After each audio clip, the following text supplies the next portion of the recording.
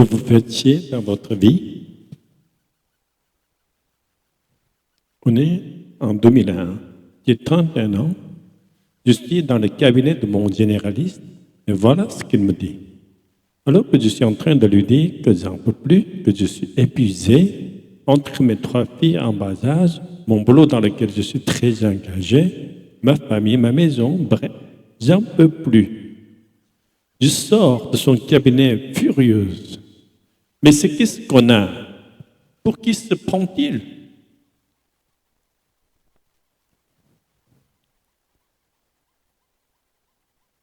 Bon, je vous explique maintenant. À l'origine, je suis l'aîné d'une famille catholique de 4 enfants d'origine lyonnaise. J'ai grandi en région parisienne. J'ai fait des études de finance à l'Université Paris-Dauphine, dont je suis diplômé d'un master de marché financier. J'ai démarré ma vie professionnelle dans une banque d'affaires reconnue. Je me suis marié à 25 ans pour la vie. Et en même temps, j'ai aussi mis au monde 3 enfants en 12 ans et demi, puisque j'ai eu la chance d'en faire 2 d'un coup. Bref, une vie qui me semble toute tracée.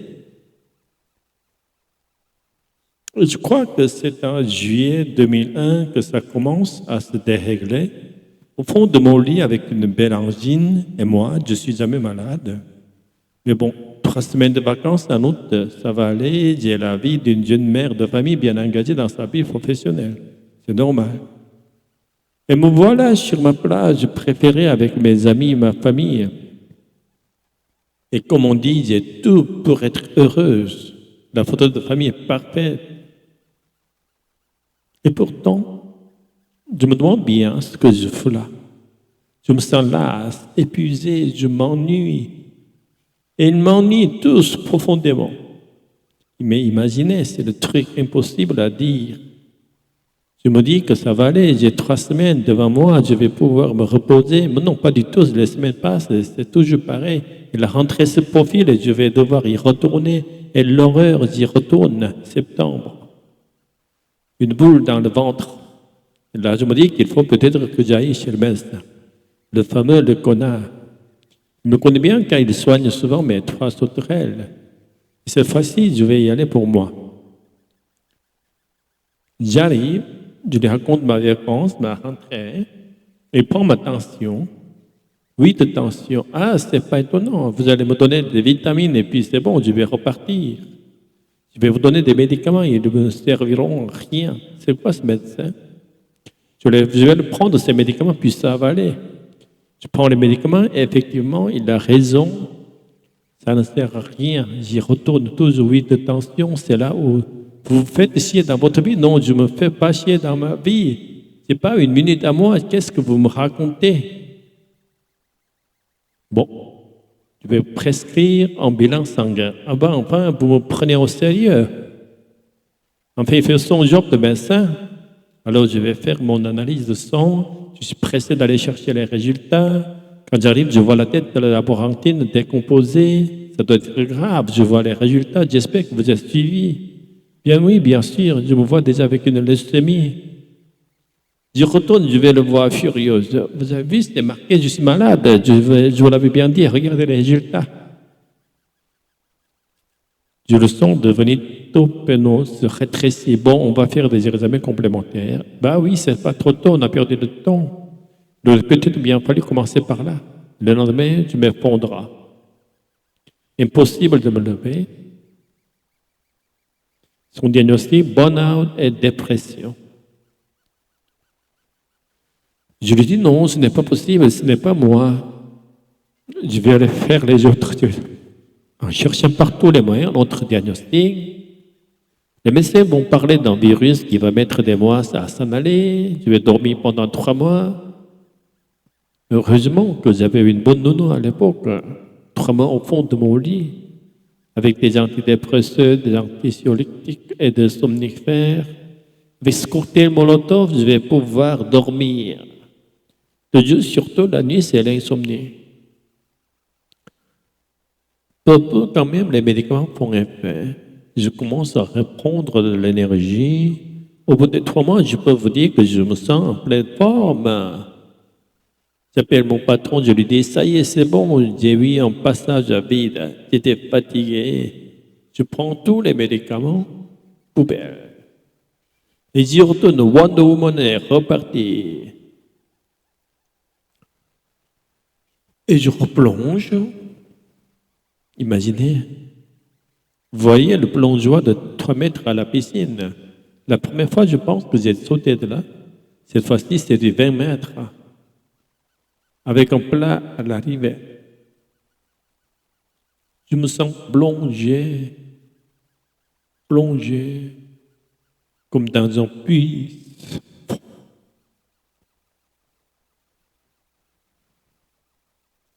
Je réussis presque plus. La sortie, je me sens agressé par le monde extérieur. Aller dans un supermarché, c'est l'horreur.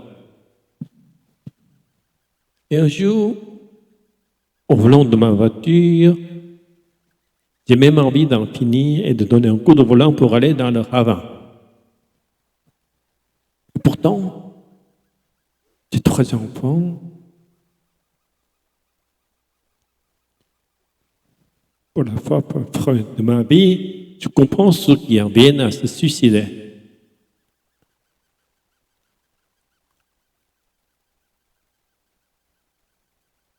Je suis au fond de mon lit et je pleure. Je pleure toutes les larmes de mon corps. Comment est-ce possible que ça m'arrive à moi? Parce que moi, je suis une femme forte. Moi, j'ai fait 5 ans en Dauphine. J'ai 3 enfants, j'ai un mari, j'ai une famille, j'ai des amis. Ça ne peut pas m'arriver à moi ça.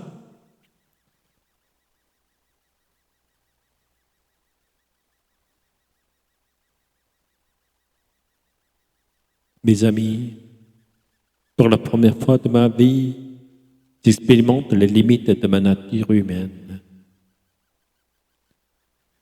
J'expérimente les limites de ma tête qui décide, qui organise, qui planifie, qui contrôle, sans écouter mon cœur, sans écouter mon corps. Et j'accepte d'aller chez le psy. Parce que tous me disent que c'est chez un psy que je dois aller me faire soigner. Mais un psy, vous imaginez, pour moi, à cette époque, c'était inenvisageable. Les psys, c'est pour ceux qui ont des problèmes, ceux qui vont moins bien. J'avais des problèmes, j'avais juste fatigué. 3 grossesses en 2 ans et demi, un boulot de malade, pour la quoi? C'est mon corps qui me lâche.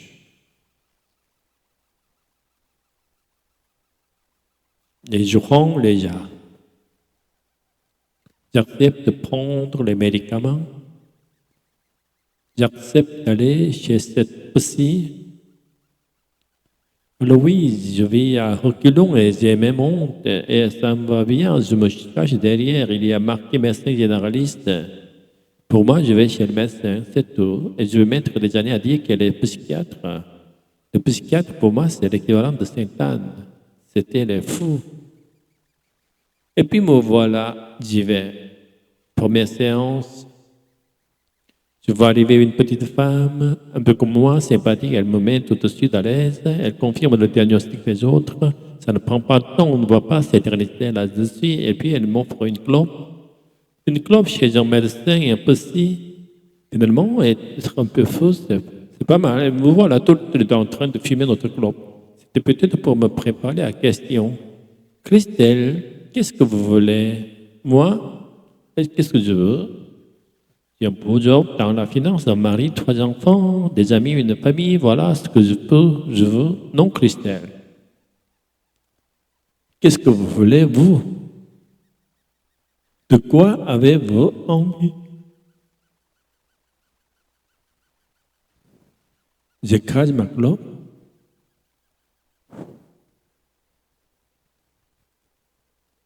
Qu'est-ce que je veux, moi? Moi, j'en sais rien. Je me retrouve dans la rue face à ce vide qui m'emballe. J'ai fait des études de finance parce que c'est bien, sur un CV, ça fait bien. On gagne bien sa vie, il n'y a pas de chômage. Je suis marié, j'ai fait des enfants comme tout le monde, j'ai choisi la route. Et puis le business plan, il m'allait bien. Ce que je veux, moi. J'ai 31 ans, c'est la première fois de ma vie que je me pose cette question. Et c'est comme si elle me remettait en question tout ce que j'ai fait jusqu'à présent. Imaginez, je suis déjà bien engagé.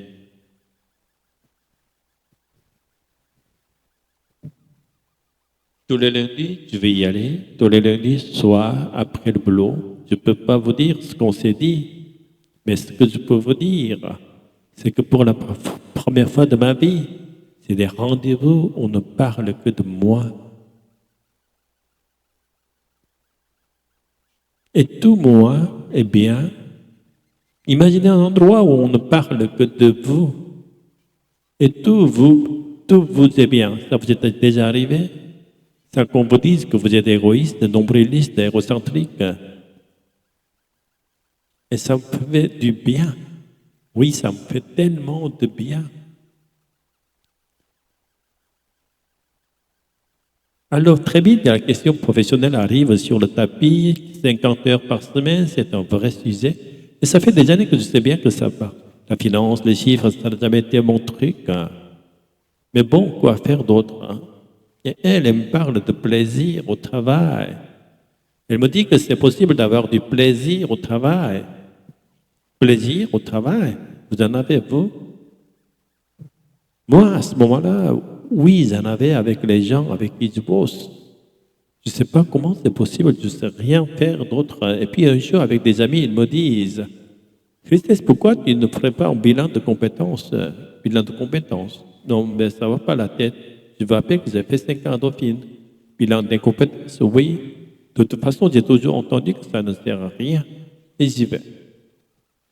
Et là, je rencontre Armel Van de Os. Encore aujourd'hui, je dis merci Armel. Deuxième rendez-vous, on ne parle que de moi. Et au tout moi, eh bien, ça s'étonne. Et en plus, Armel me révèle qu'il y a des choses en moi incroyables. Et des choses en moi, elle les appelle des talents. J'ai des talents.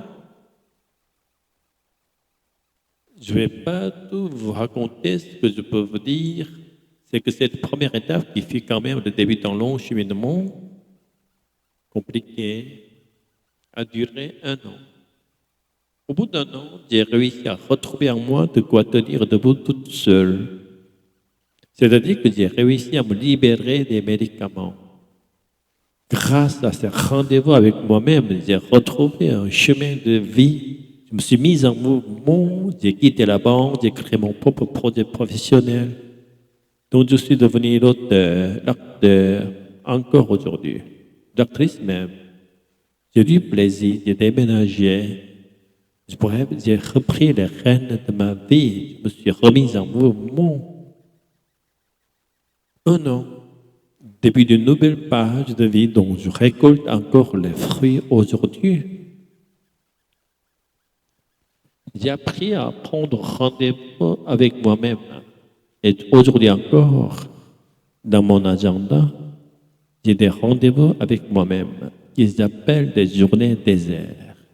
Que grâce à ces journées déserts, c'est une journée par mois, au même titre que mes rendez-vous professionnels, une journée que pour moi, où je coupe le téléphone et Internet, je la consacre à ce qui me fait du bien, à ce dont j'ai envie pour moi. J'ai découvert ce que je n'aurais jamais imaginé, des talents d'artiste. J'ai réalisé un jour une peinture. Petite fille avec une petite robe rouge, toute perdue au milieu d'un paysage de montagne. J'ai vu dans cette petite fille ma petite fille intérieure que j'avais complètement abandonnée. Je l'ai accompagnée de massifs, d'hortensias, de rosiers. J'ai vu ma capacité d'émerveillement, mon enthousiasme face à la vie. Un peu plus tard, j'ai vu une panthère, une panthère. Je me suis dit, c'est quoi ce truc-là? Je suis allé voir sur Internet, elle s'appelle Panthera pardus orientalis. La panthère de l'amour qui vit au bord du fleuve Amour en Sibérie et qui est menacée d'extinction. Elle est chassée outrance par ses vertus médicinales. Mes amis, mais j'étais en train de redonner vie à la panthère de l'amour. Incroyable. Un peu plus tard, j'ai fait un hippopotame. Hippopotame, c'est quoi ce jour? Pareil, je suis allé voir. J'ai découvert l'hippopotame dans la mythologie égyptienne. Pour la femelle, les symboles de fécondité. J'étais en train de vivre pleinement cette nouvelle fécondité. Je sentais bien dans cet hippopotame cette force en moi dans laquelle je peux m'enraciner, qui m'aide à traverser les tempêtes de ma vie. Pourquoi je vous raconte ça? Parce que je sais qu'en chacun de vous, il y a ce magnifique jardin intérieur. Et quel temps prenez-vous avec vous-même, pour lui rendre visite, pour vous rencontrer? Vous allez me dire, Christelle, une journée par mois, c'est pas bien, tu as vu mon emploi du temps, c'est pas possible. Quel temps prenez-vous chaque jour pour être avec vous-même? Pas seulement pour vous brosser les dents. Grâce à ce rendez-vous avec moi-même, j'ai appris à m'aimer. Et à me trouver belle quand je me regarde dans le miroir sans culpabilité. Et je sais que si chacun d'entre vous, nous prenons ce temps pour mieux nous aimer, pour mieux nous respecter, pour respecter notre propre nature, alors chacune, nous serons en mesure de mieux nous aimer, de mieux respecter la nature avec un grand N, cette terre sur laquelle nous sommes locataires, et qui est elle aussi, je crois, est en train de vivre un burn-out, car elle aussi a ses propres limites. Avant de partir et de vous dire au revoir, je voudrais vous présenter ces quelques compagnons dont je vous ai parlé et qui sont venus avec moi.